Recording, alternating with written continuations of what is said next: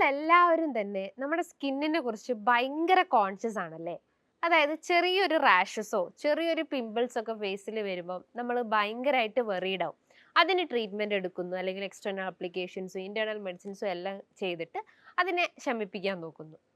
അങ്ങനെ ആളുകളെ ബാധിക്കുന്ന, അത് സ്ത്രീകളാവട്ടെ പുരുഷന്മാരാവട്ടെ ഒരേപോലെ ബാധിപ്പിക്കുന്ന ഒരു അസുഖമാണ് പാദങ്ങൾക്കുണ്ടാവുന്ന വിണ്ട് കീറൽ. എന്തുകൊണ്ടാണ് ഈ ഒരു അസുഖം ഇങ്ങനെ മാറി മാറി വന്നുകൊണ്ടിരിക്കുന്നത്? ചില കാലാവസ്ഥ കൊണ്ടും ആ ഒരു അസുഖങ്ങൾ വരാം. അപ്പോൾ അത് കാലാവസ്ഥേന്റെ പ്രശ്നം മാത്രമാണോ, അല്ലെങ്കിൽ നമ്മുടെ സ്കിന്നിന് എന്തെങ്കിലും കംപ്ലൈൻസ് ഉള്ളത് കൊണ്ടാണോ, അല്ലെങ്കിൽ നമ്മൾ ഇന്റേണലി എന്തെങ്കിലും മെഡിസിൻസ് എടുക്കണോ, അല്ലെങ്കിൽ ജസ്റ്റ് ഒന്ന് അപ്ലൈ ചെയ്ത് മാത്രം മതിയോ എന്ന് പല പേഷ്യൻസും ചോദിക്കാറുണ്ട്. ഒരസുഖം ഓൾറെഡി ഉള്ള ആളുകൾ, അതായത് ഇപ്പോൾ ഫാറ്റി എക്സാമ്പിൾ ആയിട്ട് പറയുകയാണെങ്കിൽ ഓൾറെഡി അവർക്ക് ഫാറ്റി ലിവറിന്റെ ഇഷ്യൂസ് ഉണ്ടാവാം. അപ്പോൾ അതിന് കാണിക്കാൻ വന്നിട്ടായിരിക്കും അവർ ചിലപ്പം ജസ്റ്റ് ഒരു വെറുതെ പറയുന്ന ഒരു ബുദ്ധിമുട്ടായിരിക്കാം ഈ പാദത്തിൽ ഉണ്ടാവുന്ന വിണ്ട് കീറൽ. അപ്പോൾ എന്തുകൊണ്ടാണ് ഈ ഒരു കംപ്ലൈൻറ്റ്സ് ഇങ്ങനെ റെക്കറൻ്റ് ആയിട്ട് വന്നുകൊണ്ടിരിക്കുന്നത്? ഇതിന്റെ കാരണങ്ങൾ എന്തൊക്കെയാണെന്ന് നമുക്ക് ഈ വീഡിയോയിലൂടെ ഡിസ്കസ് ചെയ്യാം. ഹായ്, ഞാൻ doctor Juhi Das, Q&B health കെയറിലെ ഹോമിയോപ്പത്തിക് ഫിസിഷ്യനാണ്. ക്രാക്ഡ് ഹീൽസ് അല്ലെങ്കിൽ പാദങ്ങൾക്ക് ഉണ്ടാകുന്ന വിണ്ട് കീറൽ വരാൻ ഒരുപാട് കാരണങ്ങളുണ്ട്. നമുക്കറിയാം, നമുക്ക് സെൽസ് അല്ലെങ്കിൽ നമ്മുടെ സ്കിന്നിന് ഒരു നോർമൽ ഇലാസ്റ്റിസിറ്റി ഉണ്ട്. അതായത് അതിന് ഇലാസ്റ്റ് ചെയ്യാനും അതേപോലെ തന്നെ ആ ഒരു സ്ട്രെച്ചിങ് കപ്പാസിറ്റി നമ്മുടെ സ്കിന്നിനുണ്ട്. അപ്പം ഈ ഒരു ക്രാക്ഡ് ഹീൽസിന്റെ കേസ് നോക്കുവാണെങ്കിൽ, അല്ലെങ്കിൽ പാദങ്ങൾക്ക് ഉണ്ടാകുന്ന ഒരു വിണ്ടുകീറലിന്റെ കേസസിൽ ആ ഒരു പാദത്തിന് ചുറ്റുമുള്ള സെൽസ് അല്ലെങ്കിൽ ആ ഒരു സ്കിന്നിന്റെ ഇലാസ്റ്റിസിറ്റി കംപ്ലീറ്റ് ആയിട്ട് റെഡ്യൂസ്ഡ് ആയിട്ടുണ്ടാവാം. അപ്പം അതിൻ്റെ റീസൺസ് എന്താണെന്ന് ചോദിച്ചു കഴിഞ്ഞാൽ, ഫസ്റ്റ് ഓഫ് ഓൾ നിങ്ങൾക്ക് അമിതമായിട്ടുള്ള വണ്ണം ഉണ്ടെങ്കിൽ, അല്ലെങ്കിൽ ഒബേസിറ്റി ഇതിൻ്റെ ഒരു കാരണമായിട്ട് നമുക്ക് പറയാം. നമുക്കറിയാം, നമ്മുടെ ശരീരത്തിലെ വെയിറ്റിനെ താങ്ങി നിർത്തുന്നത് നമ്മളെ ഈ ഒരു ജോയിൻസും അതേപോലെ തന്നെ ഇത്തരം നമ്മളെ ഫുഡും ഒക്കെയാണ്.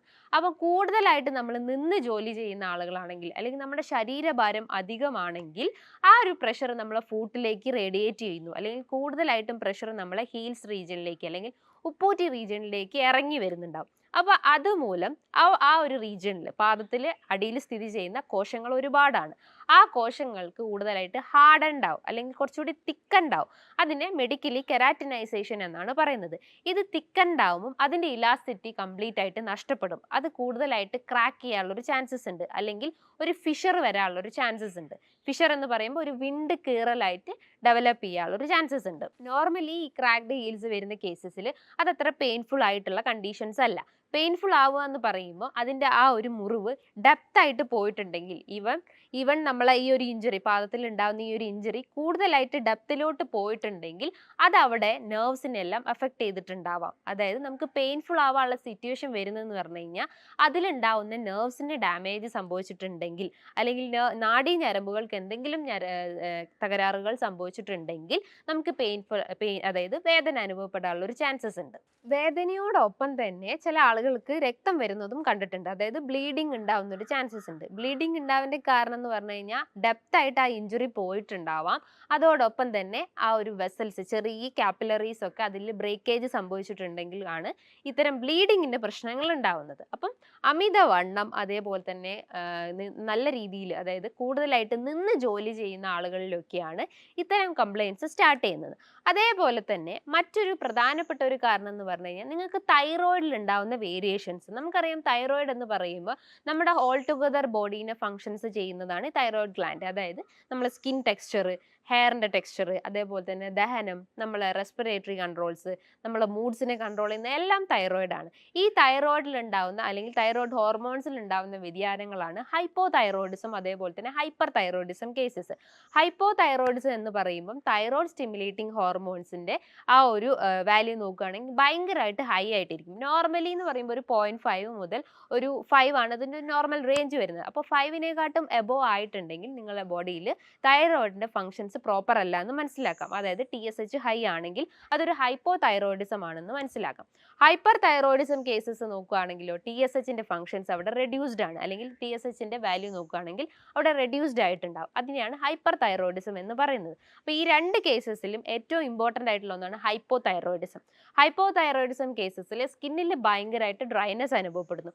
ഹൈപ്പോ തൈറോയിഡിസം എന്ന് പറയുമ്പോൾ എല്ലാ ഫങ്ഷൻസും അവിടെ ഡിക്രീസ്ഡ് ആണ്. നമ്മുടെ ബോഡിയിലുള്ള എല്ലാ ആക്ടിവിറ്റീസും റെഡ്യൂസ്ഡ് റെഡ്യൂസ്ഡ് ആണ്. അപ്പോൾ സ്കിന്നിൽ ഭയങ്കര ഡ്രൈനെസ് ഫീലിംഗ് ഉണ്ടാവുന്നു, നമുക്ക് കോൺസ്റ്റിപ്പേഷൻ പ്രശ്നങ്ങൾ ഉണ്ടാവുന്നു, ഹെയർ ഫാൾ ഇഷ്യൂസ് ഉണ്ടാവുന്നു, മസിൽസിലും ജോയിൻസിനും ഭയങ്കര വീക്ക്നെസ്സും അല്ലെങ്കിൽ പെയിൻ ഫീൽ ചെയ്യാൻ ചാൻസസ് ഉണ്ട്. അപ്പോൾ ഹൈപ്പോ തൈറോയിഡിസം കാരണം നമ്മൾ സ്കിന്ന് ഡ്രൈ ആവാനുള്ള ഒരു ചാൻസസ് ഉണ്ട്. അപ്പോൾ അതുമൂലം നമ്മളെ പാദങ്ങൾക്ക് ഫിഷർ അല്ലെങ്കിൽ വിണ്ട് കീറാനുള്ള ഒരു ചാൻസസ് ഉണ്ട്. മറ്റൊരു പ്രധാനപ്പെട്ട ഒരു കാരണം എന്ന് പറഞ്ഞു കഴിഞ്ഞാൽ നിങ്ങൾക്ക് അൺകൺട്രോൾഡ് ആയിട്ടുള്ള പ്രമേഹം അല്ലെങ്കിൽ അൺകൺട്രോൾഡ് ഡയബറ്റിസ് ഇതിലേക്ക് ലീഡ് ചെയ്യാനുള്ള ഒരു ചാൻസസ് ഉണ്ട്. അതായത് ഡയബറ്റിക് ന്യൂറോപ്പതി പോലത്തെ കണ്ടീഷൻസ് ഡെവലപ്പ് ചെയ്യാനുള്ള ഒരു ചാൻസസ് ഉണ്ട്. ഡയബറ്റിക് ന്യൂറോപ്പതി എന്ന് പറയുമ്പോൾ നമ്മുടെ ശരീരത്തിൽ അല്ലെങ്കിൽ നമ്മുടെ രക്തത്തിൽ ഗ്ലൂക്കോസിന്റെ അളവ് കൂടിക്കഴിഞ്ഞാൽ അത് നമ്മളെ വെസൽസിനെയും അതേപോലെ തന്നെ നാഡീ ഞരമ്പുകൾക്കും എല്ലാം ഇത് അഫക്റ്റ് ചെയ്യും. അപ്പോൾ അത് കൃത്യമായിട്ടുള്ള സർക്കുലേഷൻ അതിലേക്ക് എത്തുന്നില്ല, അല്ലെങ്കിൽ കൃത്യമായിട്ട് ഓക്സിജൻ സപ്ലൈ എത്താത്തൊരവസ്ഥ വരുന്നു, കൃത്യമായിട്ട് ആ നെർവ്സിന് ഫങ്ഷൻ ചെയ്യാൻ പറ്റാത്തൊരവസ്ഥ വരുന്നു. അതുമൂലം നമുക്ക് പാദത്തിൻ്റെ അടിയിൽ സൂചി കുത്തുന്ന പോലെ ഒരു സെൻസേഷൻ ഉണ്ടാവുന്നു, ഒരു മരവിച്ചൊരവസ്ഥ ഉണ്ടാവുന്നു, ചെരുപ്പിടാൻ പറ്റാത്തൊരവസ്ഥ ഉണ്ടാവുന്നു. അങ്ങനെ ഒരു വീക്ക്നെസ് ഫീലിംഗ് ഉണ്ടാവും, അല്ലെങ്കിൽ ഒരു ടിംഗ്ലിംഗ് സെൻസേഷൻ ഒക്കെ ഉണ്ടെങ്കിൽ അതിനെ ഡയബറ്റിക് ന്യൂറോപ്പതി എന്നാണ് പറയുന്നത്. മറ്റൊരു പ്രധാനപ്പെട്ട ഒരു കാരണം എന്ന് പറഞ്ഞു കഴിഞ്ഞാൽ നിങ്ങളുടെ ശരീരം ഉണ്ടാക്കിയിട്ടുള്ള ഒരുപാട് മിനറൽസും ഇലക്ട്രോലൈറ്റ്സും ന്യൂട്രിയൻസും കൊണ്ടാണ്. ഈ ഒരു ന്യൂട്രിയൻസ് അല്ലെങ്കിൽ ഇലക്ട്രോലൈറ്റ്സിന് എന്തെങ്കിലും ഇംബാലൻസ് വരുമ്പോഴാണ് നമുക്ക് ശരീരത്തിൽ എന്തെങ്കിലും ഡെഫിഷ്യൻസീസ് ഉണ്ടാകുന്നത്. എസ്പെഷ്യലി സിങ്ക്, അയേൺ, അതേപോലെ തന്നെ സെലീനിയം, അതേപോലെ തന്നെ വൈറ്റമിൻ ഡി, കാൽഷ്യം, ഇത്തരം എലമെന്റ്സ് നമ്മുടെ ബോഡിയിൽ റെഡ്യൂസ്ഡ് ആയിട്ടുണ്ടെങ്കിൽ അല്ലെങ്കിൽ ന്യൂട്രീഷണൽ ഡെഫിഷ്യൻസി ഉണ്ടെങ്കിലും നമുക്ക് ഈ ഒരു ക്രാക്ഡ് ഹീൽസിന്റെ പ്രശ്നങ്ങൾ ഡെവലപ്പ് ചെയ്യാനുള്ള ഒരു ചാൻസസ് ഉണ്ട്. മറ്റൊരു പ്രധാനപ്പെട്ട ഒരു കാരണം എന്ന് പറഞ്ഞു കഴിഞ്ഞാൽ നമ്മളെ പാദങ്ങൾക്ക് ഉണ്ടാകുന്ന എന്തെങ്കിലും ഇൻഫെക്ഷൻസ്, അതായത് ബാക്ടീരിയൽ ഇൻഫെക്ഷൻസ് ആവാം അല്ലെങ്കിൽ ഫംഗൽ ഇൻഫെക്ഷൻസ് ആവാം, അതായത് മധുര ഫൂട്ട് പോലത്തെ എന്തെങ്കിലും ഫംഗസ് ഗ്രോത്ത് നമ്മളെ പാദങ്ങൾക്ക് അഫക്റ്റ് ചെയ്തിട്ടുണ്ടെങ്കിലും ഇത്തരം സിംറ്റംസ് സ്റ്റാർട്ടപ്പ് ചെയ്യും.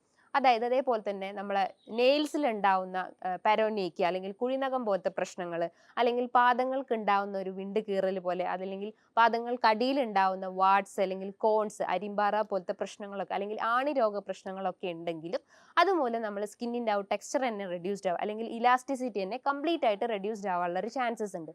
ഇലാസ്റ്റിറ്റി റെഡ്യൂസ്ഡ് ആയി കഴിഞ്ഞാൽ അതിലേക്ക് സപ്ലൈ ചെയ്യുന്ന സെബേഷ്യസ് ഗ്ലാൻഡ് ബ്ലോക്ക് ആവുകയും അതുമൂലം സ്കിന്നിൻ്റെ ആ ഒരു ടെക്സ്ചർ അല്ലെങ്കിൽ സ്കിന്നിൻ്റെ ആ ഒരു സോഫ്റ്റ്നെസ് മാറിയിട്ട് സ്കിന്ന് കുറച്ചുകൂടി ഹാർഡാവും അല്ലെങ്കിൽ കുറച്ചുകൂടി തിക്കൻഡ് ആവാനുള്ള ഒരു ചാൻസസ് ഉണ്ട്. അപ്പോൾ അതുമൂലം ആ ഒരു ഏരിയയിൽ ക്രാക്ക് വരാനും അല്ലെങ്കിൽ സ്കിന്ന് കുറച്ചുകൂടി ഡ്രൈ ആവാനുള്ള ഒരു ചാൻസസ് ഉണ്ട്. അതുമൂലം നമുക്ക് ബ്ലീഡിങ്ങും അതേപോലെ തന്നെ വേദനയും അനുഭവപ്പെടാനുള്ള ഒരു ചാൻസസ് ഉണ്ട്. മറ്റൊരു പ്രധാനപ്പെട്ട ഒരു കാരണം എന്ന് പറഞ്ഞു കഴിഞ്ഞാൽ നിങ്ങൾ കൂടുതലായിട്ട് എന്തെങ്കിലും നിന്ന് ജോലി ചെയ്യുന്ന ആളുകൾ, അല്ലെങ്കിൽ IT ഫീൽഡിലോ അല്ലെങ്കിൽ ടീച്ചേഴ്സ്, ഡോക്ടേഴ്സ് പോലത്തെ എന്തെങ്കിലും വർക്ക് എടുക്കുന്ന ആളുകളിലൊക്കെയാണ് കൂടുതലായിട്ട് നമ്മളെ പാദങ്ങൾക്ക് പ്രഷർ ഉണ്ടാവുന്നു. പ്രഷർ മൂലം നമ്മുടെ സ്കിന്ന് കുറച്ചുകൂടി ഹാർഡൻഡ് ആവുകയും അവിടെ വിള്ളൽ വരാനുള്ള ഒരു ചാൻസസ് ഉണ്ട്. അതേപോലെ തന്നെ മറ്റൊരു പ്രധാനപ്പെട്ട ഒരു കാരണം എന്ന് പറഞ്ഞു കഴിഞ്ഞാൽ നിങ്ങൾക്ക് സോറിയാസിസ് അല്ലെങ്കിൽ ഓട്ടോ ഇമ്മ്യൂൺ ഡിസോർഡേഴ്സ് നിങ്ങളെ അഫക്റ്റ് ചെയ്തിട്ടുണ്ടെങ്കിൽ, എസ്പെഷ്യലി സോറിയാസിസ്, അതേപോലെ തന്നെ തൈറോയിഡ് ഇഷ്യൂസ് ഞാൻ നേരത്തെ പറഞ്ഞു, അതേപോലെ നിങ്ങൾക്ക് സ്കിൻ കംപ്ലയിൻസ് ആയിട്ടുള്ള എക്സിമ അല്ലെങ്കിൽ ഡെർമറ്റൈറ്റിസ് പോലത്തെ കംപ്ലയിൻസ് ഇങ്ങനെ റെക്കറൻ്റ് ആയിട്ട് വന്നുകൊണ്ടിരിക്കുന്നുണ്ടെങ്കിലും നിങ്ങളുടെ സെൽസ് അല്ലെങ്കിൽ സ്കിൻ സെൽസ് ഒക്കെ ഡാമേജ് ചെയ്യാനുള്ള ഒരു ചാൻസസ് ഉണ്ട്. അതേപോലെ തന്നെ നിങ്ങൾ യൂസ് ചെയ്യുന്ന ചപ്പൽസിൽ അതിലാണ് ഏറ്റവും ഇമ്പോർട്ടൻ്റ് ആയിട്ടുള്ള ഒന്ന്. അതായത് നമ്മൾ ടൈറ്റ് ചപ്പൽസ് യൂസ് ചെയ്യുകയാണെങ്കിൽ അല്ലെങ്കിൽ ടൈറ്റ് ഷൂസ് ഒക്കെ യൂസ് ചെയ്യുന്ന ആളുകളാണെങ്കിൽ, ചില ആളുകൾ ഷൂസ് യൂസ് ചെയ്യുമ്പം ഈവൻ സോക്സ് യൂസ് ചെയ്യാതെ ജസ്റ്റ് ആ ഒരു ഷൂ മാത്രം യൂസ് ചെയ്തിട്ട് പോകുന്ന ആളുകളെയും കണ്ടിട്ടുണ്ട്. അപ്പോൾ അതുമൂലം സ്കിന്നിൽ ആ ഒരു ഡ്രൈനെസ് പ്രശ്നങ്ങൾ ഉണ്ടാവുന്നു, സ്കിന്ന് കൂടുതലായിട്ടും ഹാർഡ് ആവാനുള്ള ഒരു ചാൻസസ് ഉണ്ട്. അപ്പോൾ അതുമൂലം സ്കിന്നിൽ ആ ഒരു ക്രാക്ഡ് ഫിഷർ വരാനുള്ള ഒരു ചാൻസസ് ഉണ്ട്, അല്ലെങ്കിൽ സ്കിന്ന് മുറിഞ്ഞു പോകാനുള്ള ഒരു ചാൻസസ് ഉണ്ട്. അപ്പം ഇത്തരം കാരണങ്ങളാണ് നമ്മളെ പാദങ്ങൾക്ക് ഇത്തരം വിണ്ട് കീറൽ വരുന്നതിൻ്റെ റീസൺസ് നമുക്ക് പറയാം. ഇനി നമുക്ക് ഇത് എങ്ങനെ മാനേജ് ചെയ്യാം, അല്ലെങ്കിൽ വീട്ടിൽ തന്നെ നമുക്ക് ഇരുന്ന് എങ്ങനെ ഇത് മാനേജ് ചെയ്യാമെന്ന് നോക്കാം. ആദ്യം തന്നെ ഞാൻ നേരത്തെ പറഞ്ഞു, നമ്മൾ യൂസ് ചെയ്യുന്ന ചപ്പൽസ് എന്താണോ ജസ്റ്റ് ഒന്ന് ഐഡൻറ്റിഫൈ ചെയ്യുക. ഹാർഡാണോ അല്ലെങ്കിൽ സോഫ്റ്റ് ചപ്പൽസ് ആണോ എന്ന് ജസ്റ്റ് ഒന്ന് നോക്കുക.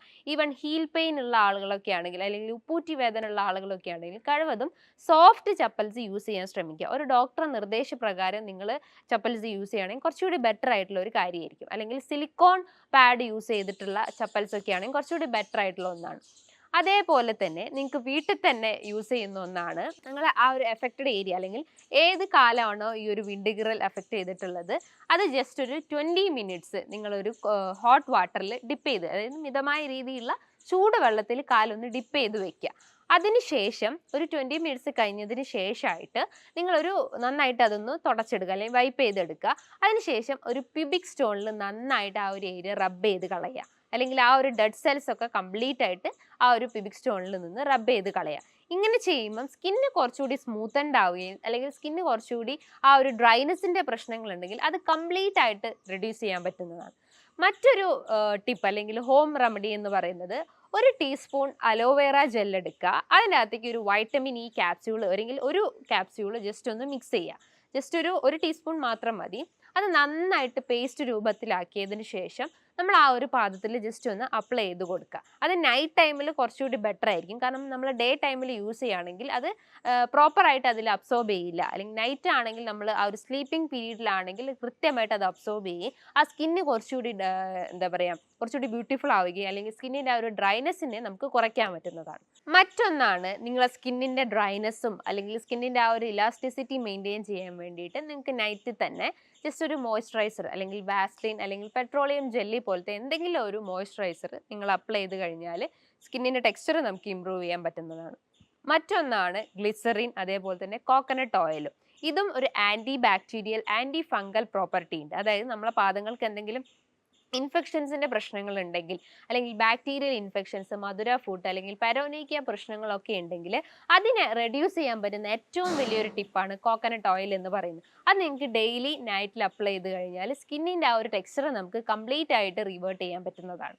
അതേപോലെ തന്നെ നിങ്ങൾ യൂസ് ചെയ്യുന്ന ചപ്പൽസ് അല്ലെങ്കിൽ ഹൈ ഹീൽസ് ഒക്കെ യൂസ് ചെയ്യുന്ന ആളുകളാണെങ്കിൽ അല്ലെങ്കിൽ കണ്ടിന്യൂസ് ആയിട്ട് നിന്ന് ജോലി ചെയ്യുന്ന ആളുകളൊക്കെ ആണെങ്കിൽ നിങ്ങളുടെ ബോഡിക്ക് കംപ്ലീറ്റ് ആയിട്ട് ഒരു റെസ്റ്റ് കൊടുക്കുക, അല്ലെങ്കിൽ ഒരു സ്റ്റാൻഡിങ് പീരീഡ് മാറ്റിയിട്ട് ഒരു സിറ്റിംഗ് പൊസിഷൻ മെയിൻറ്റെയിൻ ചെയ്യാൻ ശ്രമിക്കുക.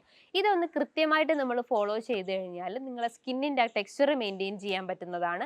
അതേപോലെ തന്നെ ആ ഒരു സ്കിന്ന് കുറച്ചുകൂടി ബ്രൈറ്റൻഡ് ആവുകയും അല്ലെങ്കിൽ ഹാർഡ്നെസ് ഒക്കെ കുറയ്ക്കാൻ പറ്റുന്നതാണ്.